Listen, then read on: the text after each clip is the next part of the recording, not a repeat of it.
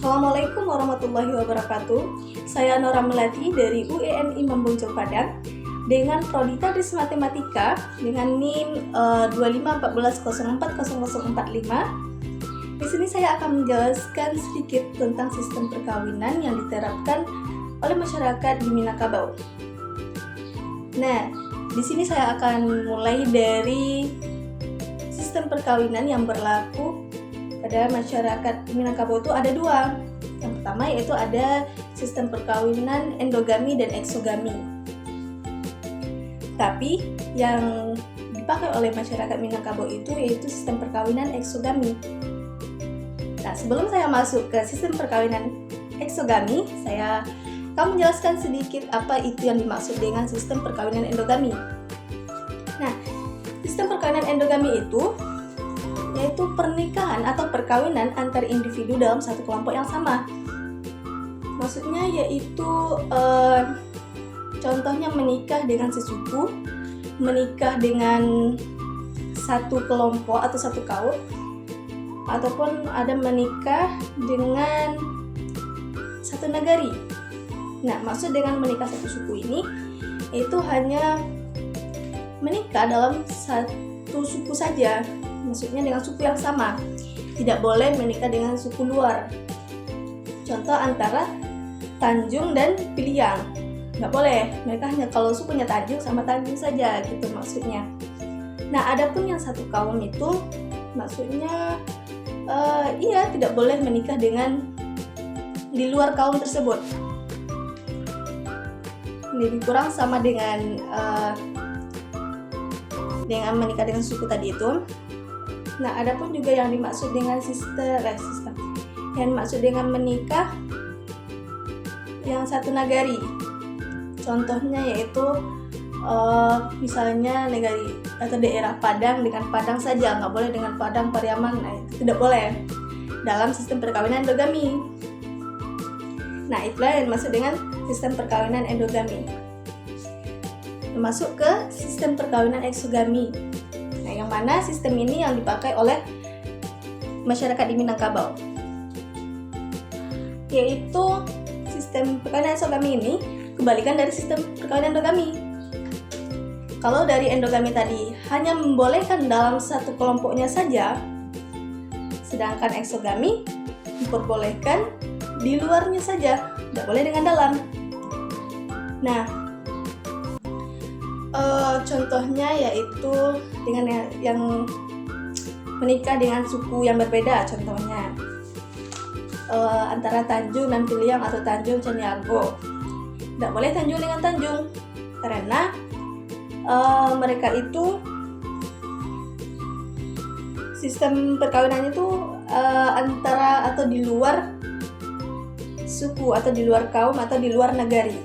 Boleh contohnya Pariaman dengan Padang atau Padang dengan Payakumbuh, itu boleh.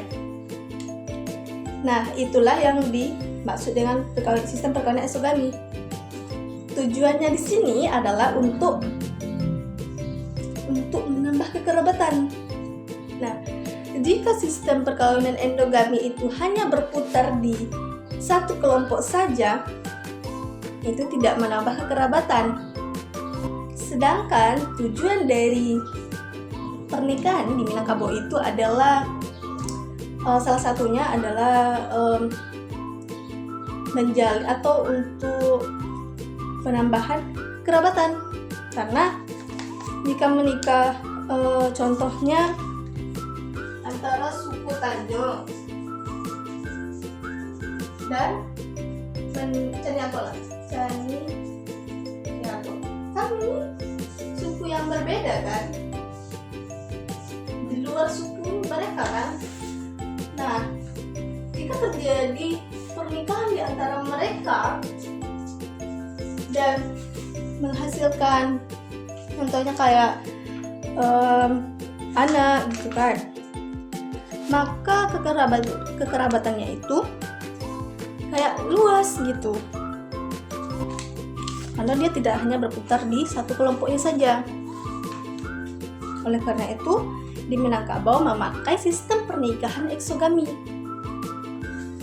Karena tujuannya itu kayak menambah kerabatan gitu kan.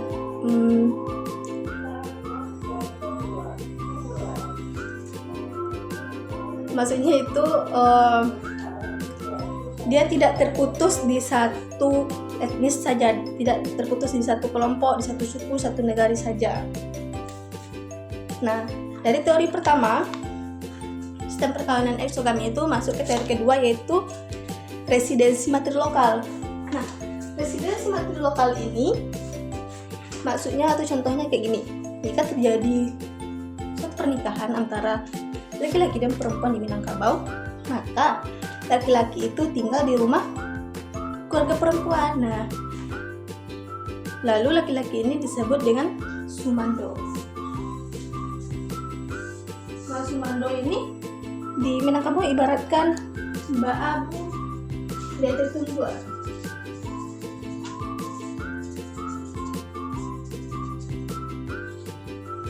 Masih maksudnya yaitu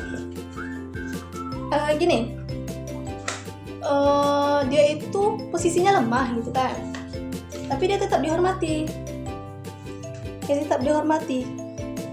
Karena dia itu hanya berkuasa atau batasnya di kamar istrinya saja. Di luar, kalau dia udah melangkah di kamar istrinya itu, dia nggak berhak lagi atau nggak berkuasa lagi akan rumah itu gitu. Nah, dari yang saya jelaskan teori pertama dan teori kedua, nah kita masuk ke teori ketiga, yaitu tentang harta pewarisan. Itu ada dua, sako dan pusako. Nah, bentuknya kalau harta sako itu tidak ada wujud. Kalau pusako dia ada wujud. Apa contohnya gitu kan? Contoh harta sako itu kayak suku gitu. Suku itu kan nggak berwujud kan, nggak bisa dirasakan gitu, nggak bisa. Ya kayak nggak ada wujudnya gitu. Ada juga kayak gelar gitu kan. Gelar di Minangkabau itu kayak datu. Nah, itu kan nggak ada ininya, nggak ada wujudnya. Terus ada ini agama Islam. Nah, sedangkan harta yang tidak wujud ini kan bisa diwariskan gitu. Contohnya suku itu, kalau dia punya anak kan bisa diwariskan. Kalau dia menikah, contohnya laki-laki dan perempuan, terus ada anak, maka anaknya itu mengikuti suku ibunya. Karena Minangkabau kan ada yang menggunakan namanya sistem matrilineal gitu. Nah, adapun yang harta yang ada wujud, contohnya harta pusako. Nah, harta pusako itu contohnya kayak tanah gitu, kayak bangunan. Yang mana nih kayak nggak bisa diwariskan secara turun-temurun. Maksudnya kayak dia tuh miliknya komunal, sama yang harta sako tadi yang tidak wujud itu dia bersifat komunal juga. Tapi kalau yang harta pusako kayak bentukannya kan wujud gitu ya, terus dia bersifat komunal juga. Contohnya kan kayak bangunan atau tanah gitu. Ya, lebih kurang sih sama ya. Perbedaannya hanya tidak wujud dan wujud saja. Jadi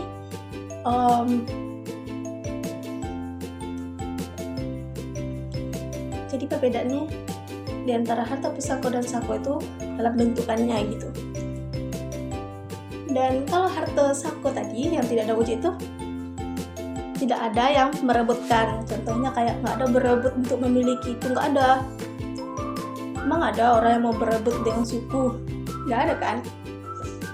Dan kalau harta pusako yang harta ada wujud ini adalah contoh harta yang sering diperebutkan gitu. Kayak ini aku, ini aku gitu kan. Karena dia bentuk wujud. Nah, harta pusako itu kan harta pusaka ini kan harta atau dalam suatu bentuk yang mana dihasilkan oleh kerja keras dalam satu kelompok itu. Maka harta itu bisa digunakan oleh satu kelompok itu, satu etnis itu gitu, itu kekerabatan gitu. Tapi contoh harta yang sering diperdebatkan atau diperebutkan hanyalah harta pusako. Kalau harta sako nggak ada. Ya begitulah dengan teori ketiga ini yang sudah saya sampaikan. Sistem perkawinan di Minangkabau ada yang exogamy. Terus teori kedua tentang residensi materi lokal. Dan yang terakhir atau yang ketiga tentang harta sako dan pusako. Dapat kita simpulkan bahwa di Minangkabau dia menggunakan sistem pernikahan atau sistem perkawinan exogamy yang mana menganjurkan menikah dengan di luar suku, tidak boleh sesuku. Tujuannya untuk menambah kekerabatan agar tidak berputar di satu kelompok saja gitu ya. Terus setelah jadi sebuah pernikahan gitu, sebenarnya ada di Indonesia ini ada residensinya, ada 3. Ada residensi materi lokal, patri lokal, dan neo lokal. Ada neo lokal. Tetapi di Minangkabau menggunakan residensi materi lokal. Jika terjadi suatu pernikahan, maka laki-lakinya tinggal di rumah perempuan gitu. Dan dia disebut dengan sumando, yang mana posisinya itu hanya sebagai tamu, lemah gitu. Karena tamu tuh kayak dia nggak ada kuasanya gitu, tapi dia tetap dihormati di rumah tersebut. Nah, tapi sumando itu berhak, dia ada kuasanya jika sebatas di dalam kamar istrinya saja gitu. Nah, yang ketiga, yang terakhir itu harta sako dan pusako itu kita dapat disimpulkan bahwa ada harta yang bentuk wujud dan tidak ada wujud. Kalau ada wujud contohnya kayak suku, agama Islam gitu kan. Terus ada gelar gitu. Kalau yang ada wujud contohnya kayak harta bangunan, kayak tanah gitu. Jadi ketiga itu itulah materi yang bisa Nora sampaikan, yang Nora kuasai tentang sistem perkawinan yang berlaku di Minangkabau. Jika terjadi kesalahan atau kekurangan dalam penyampaian tadi, saya pribadi mohon maaf, Nora pribadi mohon maaf.